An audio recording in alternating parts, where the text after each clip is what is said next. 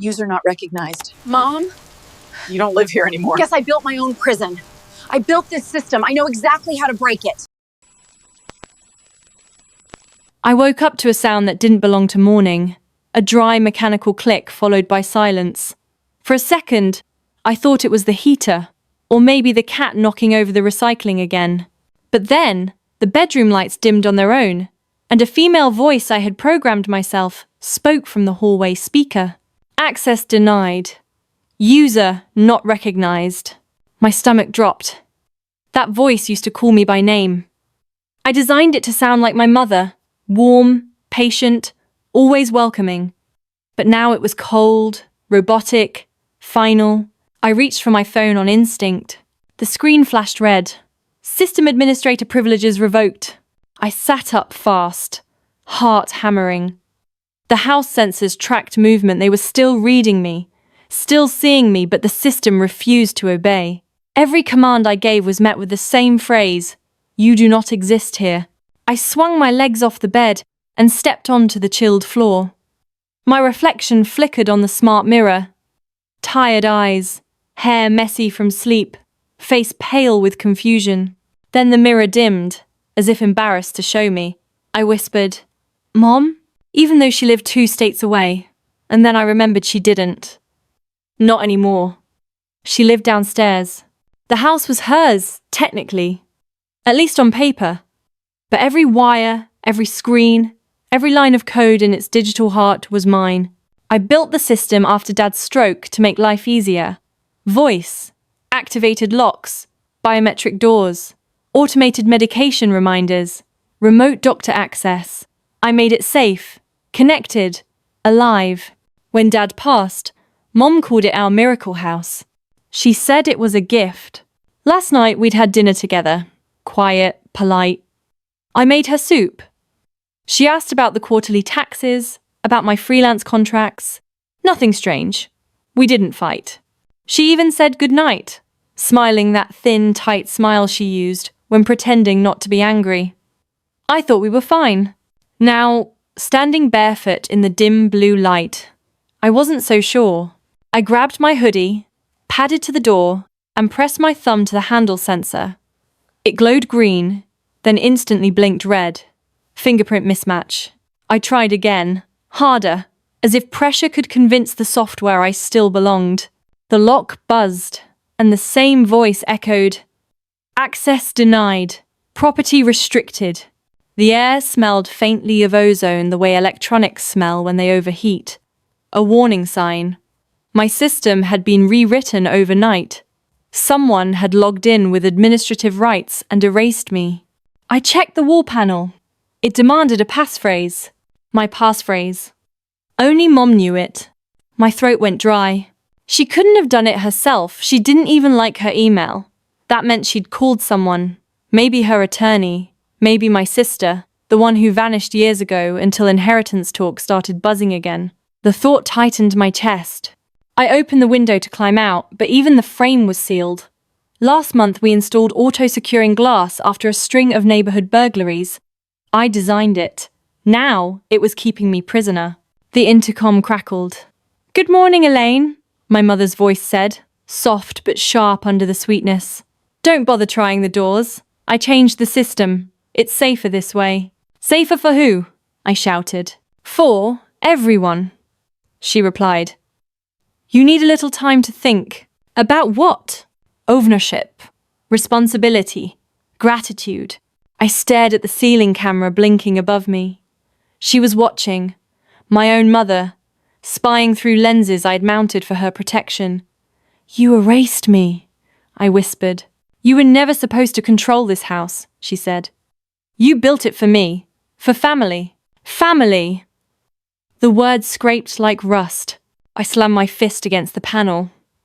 "You can't lock me out of my own system." "I already have," she said. The speaker clicked off. For a moment, I couldn't move.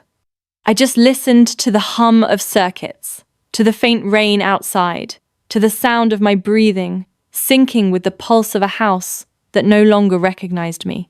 Then something inside me shifted, quiet and certain. Fear evaporated, replaced by focus. I'd built this system, which meant I'd left back doors. I went to my desk, powered on my old laptop, the one never synced to the home network, a relic, but mine. I tethered it to my phone's hotspot, opened the secure diagnostics software I'd written years ago, and tried to ping the house's main server. Nothing. She'd cut Wi-Fi access too. Smart, I thought grimly. Smarter than I expected, but not smart enough. There was still the maintenance port in the garage. It was analog, a safeguard I'd installed in case of catastrophic system failure. She wouldn't even know it existed. The problem was getting to the garage without setting off the motion alarms. I pulled a screwdriver from the drawer, forced open the window lock, and squeezed through the narrow opening. Rain slicked my arms. The drop wasn't far second. Life. White beams slicing through the dark like judgment. Motion detected. I froze, my breath shallow. The voice came again, calm and condescending.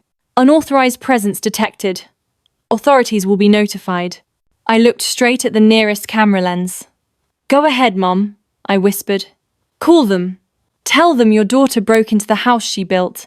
I darted through the yard, keeping low beneath the security lights, mud sticking to my bare feet. Every corner of the property I had once secured now turned against me, sensors blinking, drones humming faintly from their charging ports.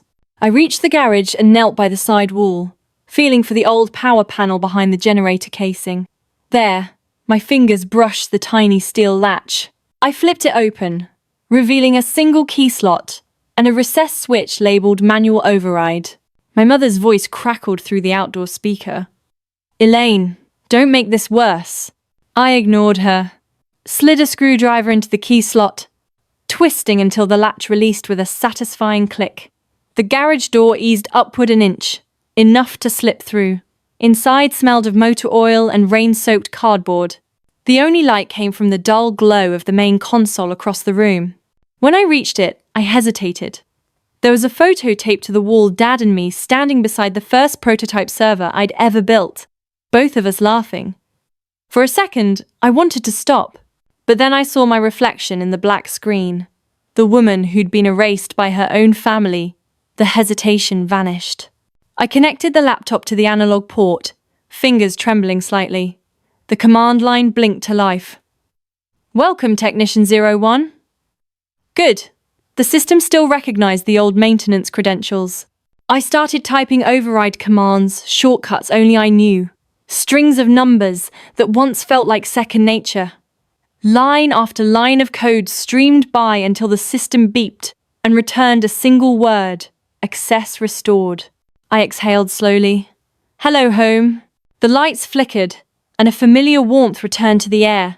But before I could move, the console froze again. A new line of text appeared. Remote control enabled by administrator. My mother was fighting me in real time. Elaine, her voice echoed through the intercom, sharper now. You're trespassing. I warned you. Trespassing? I said. On the house I wired? On the system I created? You gave it to me. I shared it with you. There's a difference. Static filled the speaker. She was angry now, maybe scared. You've always been dramatic, she said. You never understood gratitude. All this technology, it's poisoned you. You think you can control everything. I control what I build, I said. And I built this from nothing. The screen flashed a warning. Power shutdown initiated. Not today. I yanked open the emergency circuit cover, pulled the fuse controlling the server's power relay, and rerouted it through the backup battery. It was a messy hack, but it worked. The system blinked back on. Stable. I typed fast, isolating her admin credentials, tracing the IP connection. She'd hired a technician downtown. I could see the address string. It wasn't just her doing this. She'd paid someone to rewrite my software and remove my biometric ID. So it wasn't just betrayal. It was theft. I copied the session log onto a flash drive, pocketed it, and disconnected from the port. My mother's voice was faint now, distant. You always take things too far. You started this, I said quietly. Now I'm finishing it. When I stepped outside, dawn was breaking through the fog. The rain had stopped. From the street, the house looked calm again. Warm lights, neat hedges, the kind of perfection people drive past and envy. But I could still feel the pulse of tension under the facade. I walked to my car, parked down the road, mud streaking my legs, and drove off before the cameras could track me. I spent the next few hours at an all-night cafe, the kind with cracked leather seats and too strong coffee. The flash drive sat on the table beside my cup, glowing faintly under the neon light. I opened my laptop and began scrolling through the logs, timestamps, access keys, payment records to the technician she hired, even voice commands she'd used to revoke my credentials. Every line was evidence. My phone buzzed. Unknown number. I answered anyway. Elaine Brooks? A man's voice asked. Smooth. Professional. This is Officer Denning with Hillside Security Enforcement. Your mother filed a trespassing report this morning. She claims you broke into her residence and tampered with her property. I smiled faintly. Did she mention I designed that property? A pause. Ma'am, we're just following up. Tell her I'll be filing a report of my own. Digital property theft. System tampering. Fraud. Fraud? Yes. She paid someone to alter intellectual property registered under my name. I have proof. He hesitated. I'll note that, ma'am. Please do, I said, then hung up. For a long time, I sat staring at the steam rising from my coffee. Somewhere between the sleepless night and the adrenaline crash, a quiet resolve settled over me. This wasn't just about a house. It was about every conversation where she'd called my work just a hobby. Every time she'd taken my help and called it duty. She wanted control, not partnership. And she thought she could rewrite me out of the story. But she'd forgotten I kept copies. Always. I spent the next 2 days gathering every record I could find. The original software licensing agreements, the patent filings with my name on them, the financial transfers showing I'd paid for half the upgrades. I even found the notarized document Dad had signed before his stroke, transferring joint rights of the system to me. Mom must have hidden it, but digital records don't vanish. They echo. By the third night, I had a folder labeled Evidence, Home 01. At 3 a.m., I emailed a copy to my attorney, one I'd worked with on tech contracts before. Her reply came before dawn. You have a strong case, Elaine. Don't engage directly. Let me handle the contact. This isn't just property law, it's cyber rights. You can claim ownership and damages. I leaned back in the booth, relief mixing with disbelief. Outside, the sky turned pale grey. I'd gone from locked out to ready for battle in less than 72 hours. But still, I couldn't stop thinking about her voice through that speaker, so calm, so sure. You do not exist here. The words looped in my mind like bad code. The next morning, I drove past the house again. A security vehicle was parked in the driveway. Mom stood on the porch in her robe, talking to the guard like a queen overseeing her fortress. She looked smaller than I remembered. When she saw my car, she froze. I didn't stop, just gave a small nod through the windshield and kept driving. That night, my lawyer called. Elaine, I spoke with her attorney. They're claiming full ownership based on your verbal gift. My what? They said you told her years ago that the system was hers. I laughed. Verbal gift? There's an entire patent filed under my name. I know, she said. That's why we'll win. But I need you to prepare for something. Once she realizes how much evidence you have, she'll panic. And panic makes people dangerous. She was right. 2 nights later, the emails started. First, guilt, then threats. Elaine, you're embarrassing yourself. This isn't who you are. If you keep pushing this, I'll make sure you never step foot on this property again. Your father would be ashamed. I didn't respond. I archived every message, timestamped it, and stored it with the others. Each one was another brick in the wall she was building around herself. By the end of the week, I had everything lined up. Documents, logs, recordings. I wasn't scared anymore. I was methodical. That Saturday, I met my lawyer downtown. She looked over the files, impressed. You know, she said, most people in your position would have just walked away. Most people didn't design their own prison, I said. She smiled. Fair point. Let's make sure you get the key back. We filed the claim Monday morning. Digital property theft, intellectual infringement, unlawful access modification. Legal words that all meant one thing: I was taking back what was mine. When the notice reached my mother's attorney, I got one final message from her. You've gone too far, Elaine. You're destroying this family. I typed back. You destroyed it the night you deleted me from your system. I didn't hit send. I deleted the draft instead. Silence was sharper. The hearing date arrived faster than I expected. I walked into the courthouse with my laptop in one hand, the flash drive in my pocket, my lawyer beside me. Mom sat across the room, wearing pearls, composed as ever. When our eyes met, she looked away first. For a brief second, I felt the ache of what could have been family dinners, shared laughter, the illusion of love. But illusions can't hold weight forever. The judge entered, paperwork shuffled, the world moved on. As I raised my right hand to testify, I caught my reflection in the courtroom glass, calm, steady, unbroken. They could erase me from their system, but not from my story. And this time, I was the one writing the code. The courtroom smelled faintly of old paper and coffee, the kind of scent that clings to places where people wait for judgment. My lawyer whispered last-minute instructions beside me, her voice low and confident.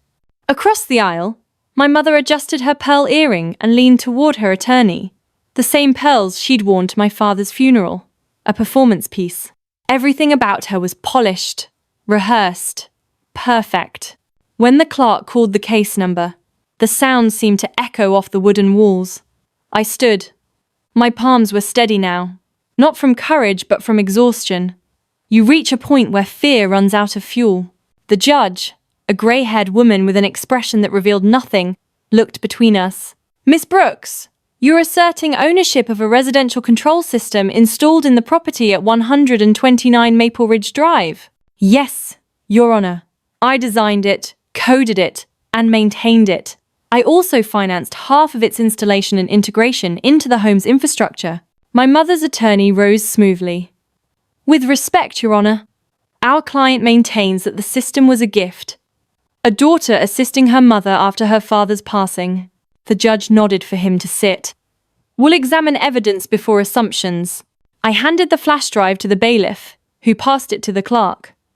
The screen at the front of the room flickered to life, rows of code, invoices, and signed digital certificates filling the display. The clerk scrolled slowly while the judge read each line. This code registry shows your signature, Miss Brooks? Yes, ma'am. Registered to my company 5 years ago. Patent filed under my name. And the system administrator access was transferred to your mother when? Never, I said. Only temporary guest access. The judge tilted her glasses. Guest access doesn't authorize revocation of your credentials.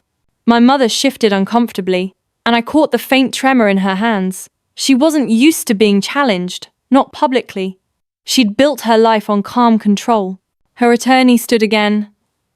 Your Honor, our client has lived in that home for decades. She believed the system was a shared family asset, not proprietary. I met his case. Belief doesn't override documentation. My lawyer pressed a finger to the table, signaling restraint. We needed professionalism, not passion. Still, my voice carried enough edge to slice through the stillness. The hearing stretched on for hours. My lawyer walked the court through every transaction, every log entry, every change to the system. The audience, 3 journalists, a handful of board clerks, and 1 security tech I recognized, watched like spectators at a slow-motion train wreck. At one point, my mother's attorney played a recording from 2 years earlier. My voice, "It's your house, Mom. I just want it to feel safe." He turned toward the judge. A clear statement of gift, but my lawyer was ready. Your Honor, note the context. That conversation followed the installation of an early prototype. The current system, version 3, was developed separately under a commercial license. The defendant's counsel is conflating sentiment with transfer of ownership. The judge leaned back. Duly noted. My mother whispered something to her attorney, eyes narrowing. I remembered that look how it used to freeze me at 14 when I spoke out of turn, but I wasn't that girl anymore. When the court recessed for lunch, I stepped outside into the courtyard. The air was cool, sunlight filtering through the thin winter clouds. Reporters lingered near the steps, curious but cautious. One approached, microphone ready. Miss Brooks, any comment? I smiled politely. Just one. Evidence doesn't lie. The words were simple, but I meant them. Evidence doesn't shout, doesn't cry. It just waits until someone bothers to read it. Back inside, the second session opened with digital forensics testimony. The expert confirmed remote tampering, originating from my mother's new assistant, a technician named Lucas Verin. Payment trail clear, instructions specific. Remove Elaine Brooks from the system, replace credentials, secure administrative lockout. The expert's tone was clinical, but every word struck like a hammer. My mother stared straight ahead, jaw tight. When the judge asked if she had authorized those actions, she hesitated. I didn't understand what he was doing. The expert shook his head. Each command required verbal confirmation from the homeowner. The audio logs contain her approval. Silence. The judge looked at her. Mrs. Brooks, did you approve those commands? My mother's voice cracked. I thought she'd move on. I was trying to protect the property. Protect. The same word she'd used when I was 16, and she cancelled my college savings to pay off Dad's credit cards. Protection always meant control. My lawyer spoke softly but firmly. Your Honor, this establishes malicious intent and unauthorized modification of proprietary technology. My client's access was deliberately erased. The judge nodded slowly. The court recognizes the plaintiff's claim to ownership of the system and all associated data until final ruling. Interim order. Administrator access restored to Miss Brooks pending resolution. It was temporary, but it felt like air after drowning. When the gavel struck, my mother rose abruptly. For a moment, our eyes locked. Her face was pale, eyes bright with unshed fury. You think you've won, she hissed under her breath as we passed. I paused beside her. No, Mom, I think I've stopped losing. Outside, the wind carried the faint scent of rain. I stood on the courthouse steps, breathing slowly. I expected triumph, but what came was sadness, sharp and clean. Justice doesn't erase grief. It only organizes it. Over the next few weeks, the case rippled across local news. Smart home heiress locked out by mother, the headline said. They loved the irony, the futuristic twist. My inbox filled with messages from strangers, sympathy, anger, curiosity. Some called me brave. Others called me ungrateful. The internet never agrees on anything except drama. Meanwhile, my mother went silent. Her attorney stalled hearings, requested delays, filed motions. Each time, my lawyer countered with receipts, recordings, timestamps. Every argument they raised collapsed under the weight of proof. But the quiet between hearings was harder. I'd built this whole battle on logic. Yet at night, when the screens dimmed and the city slept, I missed her voice. I missed the version of her who laughed with me over burnt cookies, who read me bedtime stories about explorers and dreamers. That woman had vanished somewhere between loss and fear. The one left behind loved control more than connection. One evening, I drove to the edge of the city, to the storage unit where Dad's old workshop still stood. Dust covered everything. The metal tools, the unfinished gadgets, the photograph of him soldering circuits while I watched. I sat on the stool, tracing my fingers over the scars in the wooden bench. He used to say, systems fail when people forget why they built them. Maybe that's what happened to us. I built safety. She built walls. I left the workshop with a small box of parts, old chips, a memory card, a few of Dad's notes. Back home, I connected the pieces into a new device, a secure node, independent of the main system. My own network, my own space. The night before the final hearing, I couldn't sleep. The city was quiet, rain ticking against the windows. I opened the laptop and played the old home videos. Mom laughing, Dad teasing her. Me in the background, trying to build a robot out of cereal boxes. For a moment, I wanted to delete the legal files, end it all. But then the last clip played the day Dad told me to protect my work. Never let anyone take what you've built, Ellie, he said. Not even me. The next morning, I walked into the courthouse with that memory lodged like steel in my spine. The hearing room was full of this time. Reporters packed the back rows. My mother avoided my eyes. Her lawyer's briefcase bulged with papers that wouldn't help him. The judge reviewed the documents again. Expression unreadable. We have examined the plaintiff's patent, the digital forensics report, and the communication logs. The defense offers no material evidence to dispute authorship or ownership. She looked up. Unless new information is presented, we will move towards settlement discussion. Her attorney rose, desperation thinly veiled. Your Honor, my client would like to propose private mediation to avoid public exposure. Public exposure. That was the phrase they feared most. Not justice, not truth exposure. The judge nodded. Mediation is permitted. Counsel, arrange scheduling. As the crowd dispersed, my lawyer leaned close. We expected this. Stay calm. Mediation means they're cornered. I exhaled slowly. Cornered animals bite.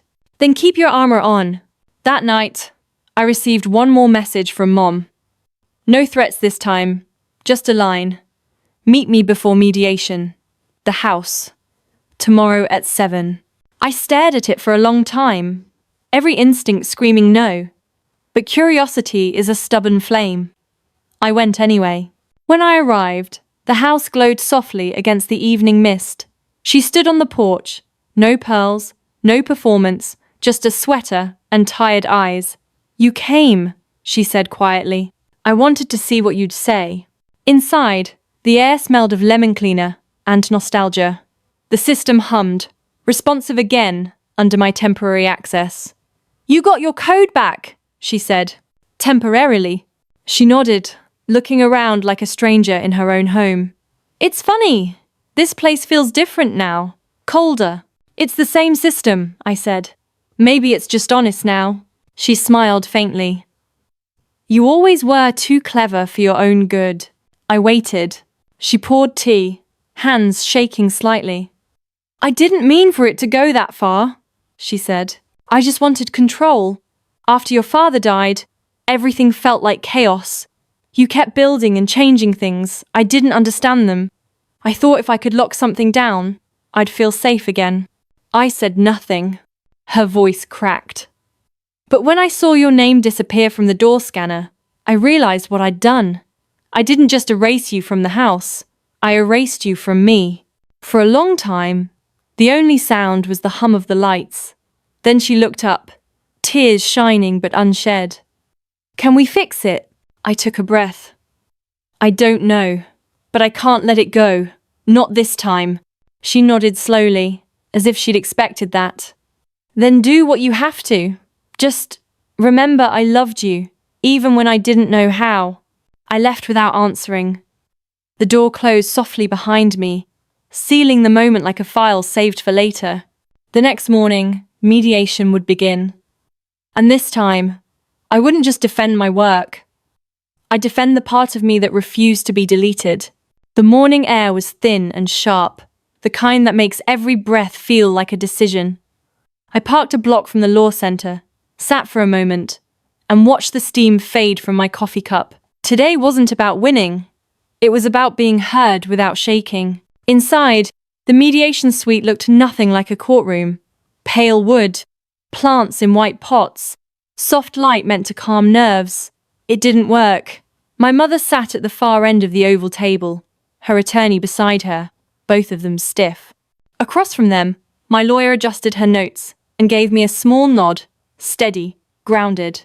The mediator, a man with kind eyes and a voice that sounded like he'd been soothing people for decades, began with the usual speech about cooperation, compromise, and mutual respect.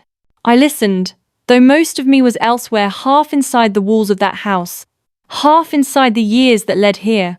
Miss Brooks, he said, drawing me back. You're seeking legal recognition of ownership and compensation for the unauthorized use of your technology. Mrs. Brooks, you're contesting that on the grounds that the system was a gift. Is that correct? My mother's attorney confirmed, his tone rehearsed. I didn't look at her. Not yet. The mediator turned to me. Why don't you start, Miss Brooks? Tell us what you hope to achieve today. I folded my hands. I want acknowledgement that what I built is mine. I want control of my work returned, and a fair share of the value it added to the property. Mostly, I want the truth on record. My mother exhaled sharply. You already have everything, Elaine. You have your own place, your own company. Why take this too? Because you tried to erase me, I said softly. Not just from the system, from the story. Her lawyer started to object, but the mediator lifted a hand. Let her finish. I spent years making that home safe, I said. Every sensor, every line of code was meant to protect you. And you used it to lock me out. That wasn't safety. That was punishment. Silence spread across the table like ink. My lawyer slid a folder forward. These are transaction records, showing Miss Brooks's financial contributions, hardware purchases, installation fees, maintenance contracts, all paid directly from her accounts. You'll also find the patent license confirming her authorship. The mediator glanced through the pages, nodding. Mrs. Brooks, have you reviewed these before? Her attorney cleared his throat. We have, but our position remains that the improvements were voluntary acts of filial support. My lawyer tapped a finger against the folder. Then how do you explain the written invoice your client signed acknowledging a loan to be reimbursed upon property sale? That caught him off guard. He looked at my mother, who blinked rapidly. I don't recall signing that. It's your signature, my lawyer said. Digitally verified. The mediator leaned forward. Mrs. Brooks, this document suggests a business arrangement, not a gift. Can you clarify? Her hands trembled slightly. I didn't think she'd ever ask for it back. She's my daughter. And you thought being her mother meant you didn't have to keep your word? I asked. Her gaze snapped to mine, wounded. You sound just like your father. That's the best thing you've said to me in years. The mediator intervened gently. Let's focus on resolution. Mrs. Brooks, would you consider partial ownership recognition or compensation equal to the system's value? Her lawyer whispered to her. She shook her head. No, the house is mine. It always has been. Something in her certainty stung more than the words. Ownership had become her religion. My lawyer whispered, Stay calm. But calm felt dishonest. You talk about the house like it's a trophy, I said. But it's a graveyard. Every room has a piece of me buried under it, paint, wiring, late nights fixing leaks while you slept. You just stopped seeing me. The mediator let the silence breathe. Mrs. Brooks, why did you change the locks? Her answer came quiet but steady. Because I was afraid. She was talking about selling, about changing things. I thought she'd take the house from me. I was trying to refinance to pay the taxes, I said. You never even asked. For the first time, her eyes met mine without anger, just confusion. You would have changed everything. I already did, I said. You just never noticed until it stopped being convenient. The mediator cleared his throat. It seems emotion and misunderstanding fueled much of this conflict. Mrs. Brooks, are you willing to discuss restitution, perhaps a financial settlement to close this chapter? She looked at her attorney, then at me. What happens if I don't? Then we proceed to judgment, my lawyer said. And the record becomes public. That word public made her flinch. After a long pause, she spoke, voice barely audible. If I agree to compensate her, can we keep the details sealed? My lawyer nodded. That's standard procedure. The mediator smiled faintly, sensing movement. Then perhaps we're nearing resolution. I should have felt relief, but something in my mother's eyes kept me from celebrating. It wasn't surrender. It was strategy. The mediator scheduled a recess so both sides could draft terms. My lawyer and I stepped into the hallway. She's folding, she said. Or baiting, I murmured. She can't fight the evidence. You'll get your rights, maybe even half the house value. Half the house? I repeated quietly. I never wanted the bricks. She studied me. Then what do you want? Truth, I said, even if it hurts. When we returned, her attorney looked flustered. Before we sign anything, my client wishes to present one final piece of information. He slid a thin folder across the table. Inside were old financial statements, joint accounts from years ago. Mrs. Brooks contributed to the initial system installation, he said. She insists this proves shared creation. I flipped through the pages. The deposits were there, yes, but they matched the same dates as my transfers. A circular ledger, money moved from my account into hers, then back out under her name. A paper illusion. My lawyer smirked. You might want to check the routing numbers. They trace to the plaintiff's account. The mediator raised a brow. So the funds originated from Miss Brooks all along? Yes, my lawyer said. It's all her money, recycled to appear mutual. The quiet that followed was absolute. My mother's attorney leaned back, defeated. She closed her eyes, and for a second I thought she might cry. But when she opened them, there was only weariness. I just wanted something that was still ours, she whispered. Everything else fell apart. I wanted to say I understood, but understanding doesn't undo harm. So I simply said, then stop trying to own me to keep him alive. The mediator's voice softened. Let's finish this today. The mediator's tone left no room for retreat. Paper shuffled, pens clicked, and the room filled with the rustle of decisions being born. My lawyer slid a draft agreement forward. Restoration of full administrative rights, transfer of the patent royalties to me, and a financial settlement equal to half the property's market increase since installation. My mother stared at the document like it was written in another language. Her attorney murmured, "It's a fair offer." She didn't answer. Instead, she looked at me, her voice small. "If I sign this, is that it? You'll walk away?" "I'll walk away," I said, "but I won't disappear again." Her fingers hovered over the page. "You were always too much like him, always needing proof." "Proof keeps love honest," I said. She signed. The sound of the pen scraping across paper was strangely final, like a door closing on something sacred and broken. The mediator collected the copies, confirming signatures. "Congratulations, ladies. You've reached resolution." My lawyer exhaled in quiet triumph. "That's it, Elaine. It's done."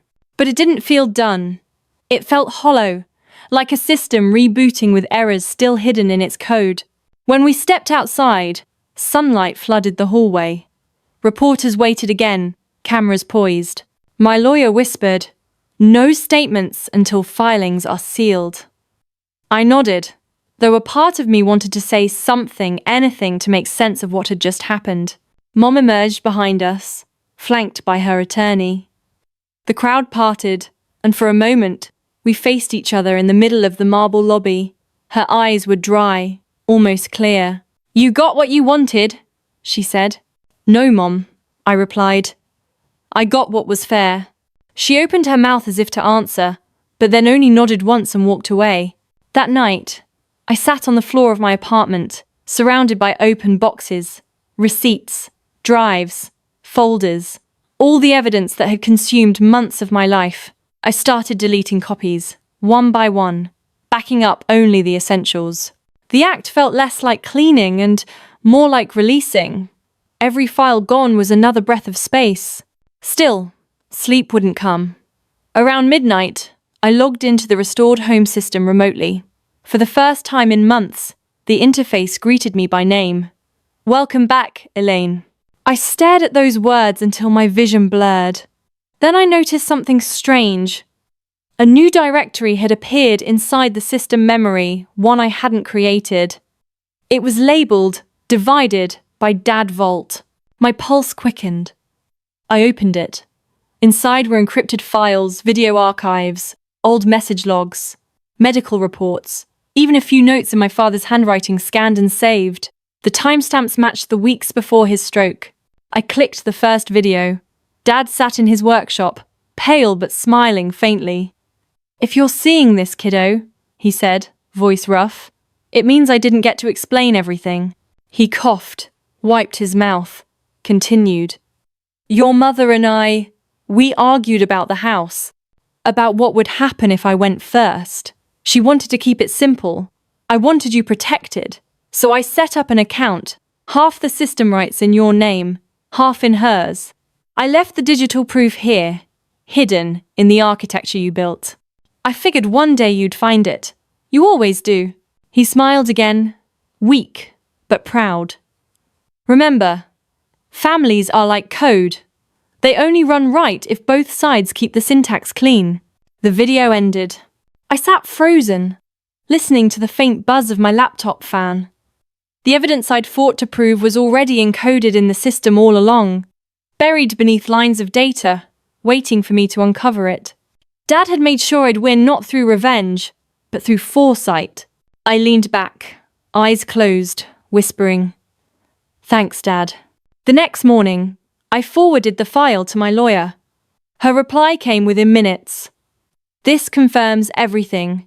We'll submit it to finalize your claim."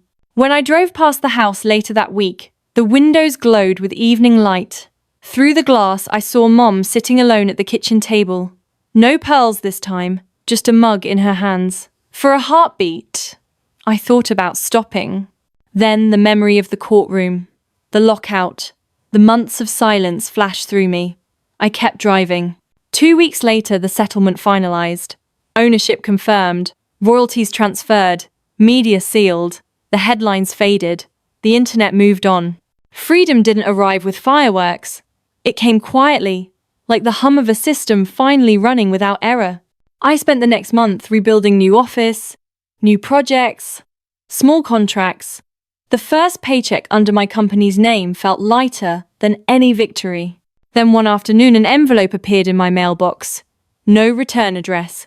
Inside was a single key, an old brass house key, not digital. Attached to it was a note in my mother's handwriting. "In case you ever want to come home." I turned the key over in my palm, feeling its weight. A part of me wanted to believe it was peace, but peace isn't something you inherit. It's something you build. I placed the key in a drawer, closed it gently, and opened my laptop instead. The cursor blinked against a blank document. A new project, maybe a book, maybe just therapy disguised as code. The first line I typed was simple. They changed the locks to keep me out. I built new doors instead. Outside, the city lights flickered on. Somewhere, my mother's house pulsed quietly under the network I had created, still functional, still safe. Maybe one day she'd understand that the safety she'd tried to own was the one I'd already given her. Until then, I had my own system now. One built on choice instead of control. 3 months passed before the quiet began to feel natural. My mornings settled into rhythm. Coffee, sunlight, work, silence. The apartment finally smelled like me roasted beans, printer ink, a faint trace of cedar from the desk Dad built decades ago. The hum of my new network filled the space like breathing. For the first time in years, I wasn't waiting for a door to unlock. One Tuesday afternoon, while coding a diagnostic for a hospital client, a message popped up on my screen. Subject: Proposal City of Portland Tech Security Council. I almost ignored it, assuming spam. Then I saw the sender, Lucas Verin, the same technician my mother had hired to erase me. I opened it, expecting arrogance, but the tone was formal, almost apologetic. "Miss Brooks, I'd like to meet. I owe you an explanation and an opportunity. I'm developing a public safety network built on your early architecture. You deserve to be part of it." I stared at the message. A part of me wanted to delete it on sight. Another part, the builder in me, wanted to know what he'd done with my work. Curiosity won. I replied with one line. "Tomorrow, noon. Neutral ground." The cafe was half full when he arrived. Same neat beard, same nervous energy. He didn't wear guilt like armor, just fatigue. "Elaine," he said softly, sitting down. You look better than the last time I saw you. That's because I'm not locked out of my own life. He winced. Fair. I let him talk. He explained how my code, the original safety algorithm, had impressed city engineers after the case went public. They wanted a system for emergency response homes, one that could override malfunctioning smart devices during disasters. He'd been invited to head the pilot program. And you want me involved because it's your design, he said. They'll find out eventually, and I'd rather it be collaboration than controversy. Or maybe you want absolution, I said. He didn't deny it. Maybe both. But it's real work, Elaine. Government, scale. You'd have control this time. Control. The word tasted metallic. I studied him for a long moment, then nodded once. Send me the specs. If it's clean, we'll talk. That night, I reviewed the proposal. It was good, elegant, ethical. My framework stripped of all the ownership battles, repurposed for public safety. For the first time, I saw my creation outside the shadow of family. Still, one question kept circling. Could I build again without fear of losing it? 2 days later, while negotiating the contract, my phone buzzed with a familiar number. I hadn't seen it in months. Mom! For a minute, I just stared at the screen, heart beating slower than usual. Then I answered, Elaine? Her voice was cautious, fragile. I didn't think you'd pick up. I almost didn't. I got your letter from the court. The final statement. It's over, isn't it? Yes. Silence stretched. Then she sighed. The house feels empty without the system running. I keep expecting it to talk back. It still does. Just not to you. That's the problem, she said softly. I wanted silence. Now it's too quiet. I waited. I saw the news, she continued. You're working with the city. Your father would have been proud. The way she said your father, instead of dad, hit me harder than I expected. Distance wrapped in politeness. He would have wanted you to rest, she added. You don't have to keep fighting. I'm not fighting, I said. I'm building, she hesitated. Would you ever come back? Not to live, just to visit. I don't know. Another silence. Then, softly, I sent you that key because I meant it. I didn't know how else to say I'm sorry. The line cracked. I thought about the brass key in my drawer, heavy with memory. Sorry doesn't fix code, Mom, I said gently. But sometimes it's where debugging starts. She gave a small, broken laugh. Still talking in riddles. Still me. When we hung up, I didn't feel closure. I felt possibility like a door half ajar. Work with the city moved fast. Within weeks, the pilot lab was humming. Lucas kept his distance. Professional. Deferential. I designed the new kernel from scratch, leaving out every exploit that had once let someone rewrite ownership. This time, the system belonged to no one and everyone. A network that protected lives instead of pride. At the ribbon-cutting ceremony, reporters asked how it felt to rebuild after everything. I told them the truth. Sometimes you have to lose a house to build a home in your own head. They quoted it everywhere. That evening, after the cameras left, I drove past the old neighborhood.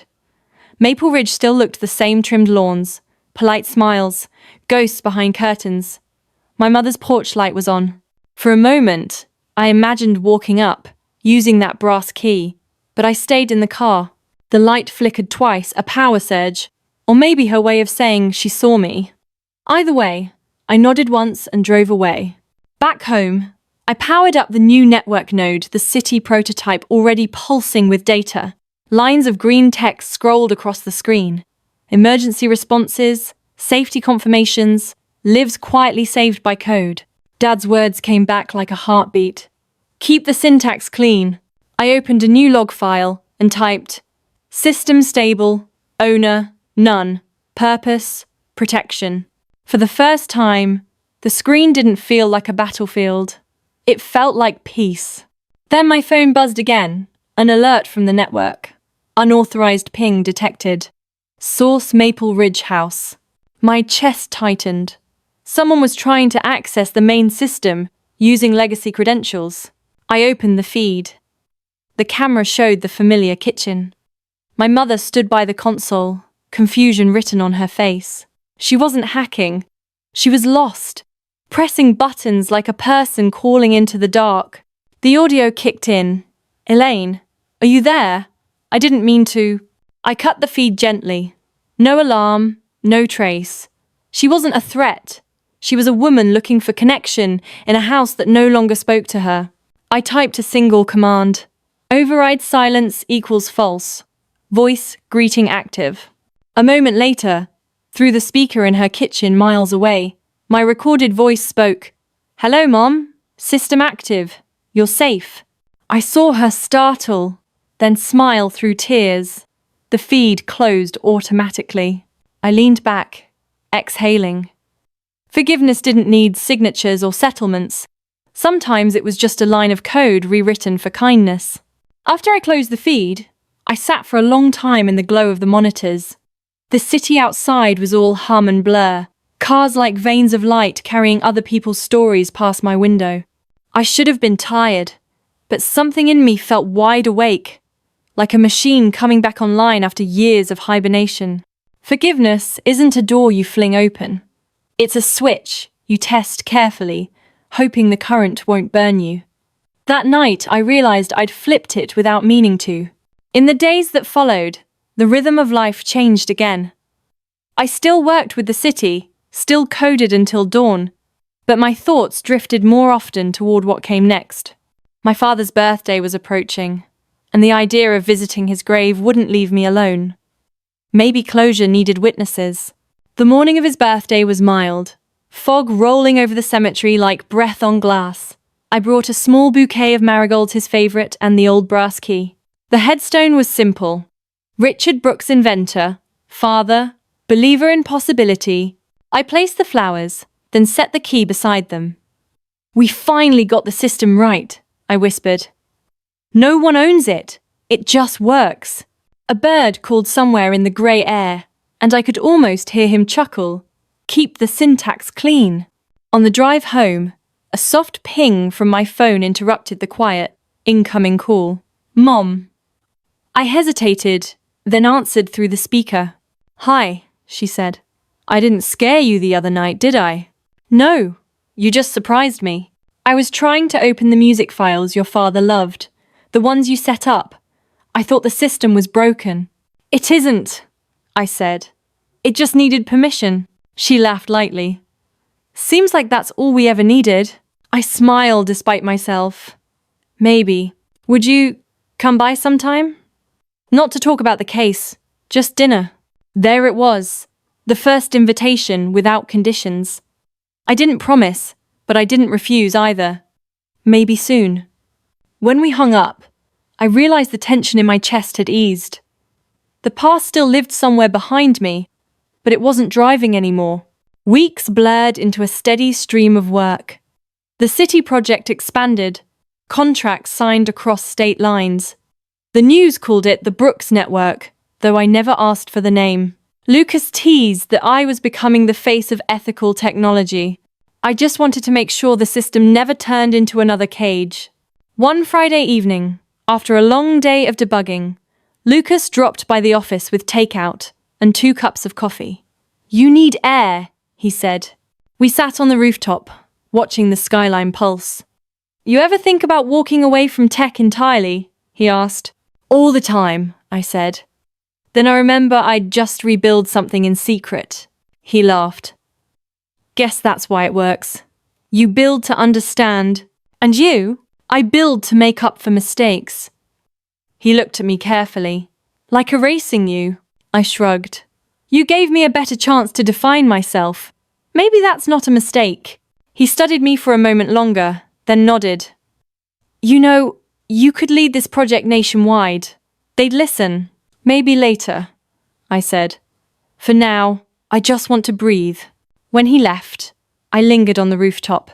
The city lights below reminded me of circuit boards, millions of little stories running in parallel, all trying not to short-circuit. Maybe that was what living really was. Continuous debugging. That weekend, I finally drove back to Maple Ridge. The sky threatened rain. the air heavy with the scent of wet pine. I parked by the curb and walked up the familiar path. The porch light flickered once, then steadied almost like a heartbeat. Mom opened the door before I could knock. She looked smaller, but her eyes were clearer. "I didn't think you'd come." "Me neither," I said. Inside, the house smelled of cinnamon and dust. She'd cooked. Real food, not the store-bought meals she used to hide behind. We ate quietly, and for once, silence didn't feel dangerous. After dinner, she brought out a small box. Inside were old photos me at 5, Dad holding me on his shoulders, the three of us covered in paint after redecorating the porch. "I found these when I cleaned the attic," she said. "I thought they were gone." I traced a finger over the glossy surface. "You kept them." "I kept more than I admitted," she said. "Pride is heavy, Elaine. I'm learning to put it down." We sat there for hours, flipping through years we'd both tried to delete. When I left, she walked me to the door. "You know," she said, "I finally understand why you kept saying system. You weren't talking about machines. You meant us." "Maybe both," I said. "We just needed a patch update." She laughed, soft and genuine, and for a second I saw the mother I'd missed. Driving home, I realized forgiveness hadn't erased the past, it had rewritten it with context. Back at my apartment, the network monitors pulsed green, steady as a heartbeat. I sat down and opened a new file, naming it Blueprint Future. The cursor blinked, waiting. I started typing plans. Community workshops, mentorship programs, teaching older adults how to use tech safely. Maybe that was the next step, turning personal survival into shared protection. Outside, thunder rolled across the sky, the start of another storm. I thought of the house on Maple Ridge, the brass key still resting on Dad's grave, and the sound of my mother's laugh echoing softly in memory. The storm broke, rain streaking the windows, and I let it wash the city clean. For the first time in years, I didn't brace for impact. I just listened. When the lights flickered from the power surge, I smiled. Systems fail sometimes, that's how you learn where they need care. And in the quiet that followed, I whispered into the room, half to Dad, half to myself. Syntax clean, heart clean, home secure. 2 years later, the world looked cleaner through code. The Brooks network had gone national, cities wired for safety, homes that could call for help before a cry left someone's throat. Every few weeks, a letter arrived at my office from a stranger. "Your system saved my father." Or, "My mother woke up because the monitor alerted paramedics." Each one felt like a heartbeat I'd helped steady. One autumn morning, the mayor's office called. The city wanted to dedicate the new control hub in my name. I laughed, told them it wasn't mine alone. They insisted. "Just come cut the ribbon," the coordinator said. I agreed. Mostly because the ceremony would be held at the old Maple Ridge district, the neighborhood where everything had begun. When I arrived, the air smelled of rain and leaves. A glass building rose where the old community library once stood, sunlight threading through its transparent walls. The sign out front read Brooks Center for Ethical Technology. For a second, I thought of my father soldering wires in his workshop, his fingers stained with silver dust. "Keep the syntax clean," he'd said. I had tried. Inside, reporters buzzed, cameras clicking. Lucas handled the technical presentation, his easy confidence anchoring the room. I stood beside the mayor, smiling politely, half present, half elsewhere. Then I saw her. My mother, in the back row, holding a small bouquet of marigolds, the same kind I'd left on Dad's grave. She looked frail but steady, her eyes meeting mine without apology, without fear, just presence. After the speeches, I walked over. The crowd parted, as if it knew this moment didn't belong to them. "You came," I said. "I wanted to see what you built," she whispered. "And maybe say thank you." "For what?" "For not shutting the door completely," she smiled. "For letting the system talk to me that night. I still hear your voice when the house says I'm safe." Something inside me softened, like old metal warming in the Sunday. "You kept it running? Every day? It's company." I think your father would have liked that. I nodded. He would have loved it. We stood there quietly while the crowd dispersed. No grand reconciliation, no cinematic hug, just two people finally standing in the same present. Before she left, she pressed a folded letter into my hand. "Read it later," she said. That night, back in my apartment, I unfolded the paper. Her handwriting was shaky but clear. "Elaine, when you built that first system, I thought you were making walls. I see now you were making bridges. I can't rewrite the past, but I can live differently in what's left. If the house ever greets you again, it will say, 'Welcome home. Love, Mom.'" I set the letter beside my laptop and opened the network console. The global map glowed, thousands of green dots marking cities alive and safe. For the first time, the system didn't feel like protection against someone. It felt like a conversation between people who finally understood each other. I added a final patch to the core code, a hidden line only I would know existed. If user, greeting == welcome home, respond, always was, then I saved it. Outside, the rain started again, tapping on the glass like fingers on a keyboard. I turned off the lights and watched the city pulse beneath the storm. Every glow, every hum, every connection part of a network built not from fear, but from forgiveness. And as the screen dimmed, I whispered one last time into the quiet, "System stable, syntax clean, heart open." The system answered back with the soft chime of completion, and for the first time in my life, I believed it.